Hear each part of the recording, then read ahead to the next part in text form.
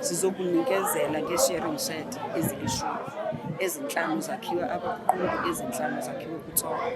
Sizokunikezela ngeenkunzi zegusha ezili-121 neenkunzi zenkomo ezingama-36.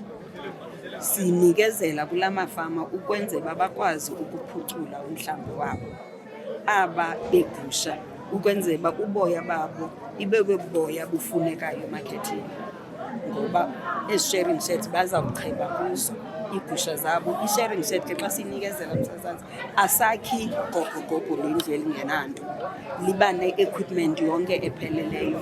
Wena yo-sorting table kwenzela xa begqiba ukucheba uboya kusotwe, emva koko ubopreshwa uboya bomntu, kuphele laa nto babekade beyenza becela abantwana bazoxhenza engxoweni ukwenzela uhlohla uboya, bayawupresa, emva koko basikalishe uboya babo. Uthi busemka apha umntu uyabazi uba uboya bakhe buzi-kgs ezingaphi, therefore imali azayifumana is according to ii-kgs ezo bezichityiwe zoboya bakhe.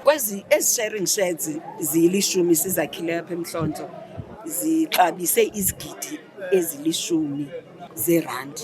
It's 10.9.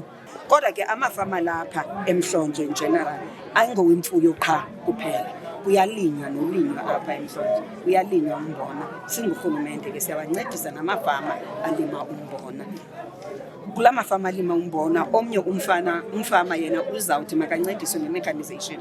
That means uzawukongena itractor enzelwe yonke laa msebenzi. Omnye yena umfama athi mna ndicela imbewu ne-fertilizer, anikwe imbewu ne-fertilizer, ayozifunela oomatshini bokusebenza, ayoziqeshela kwi-mechanization center.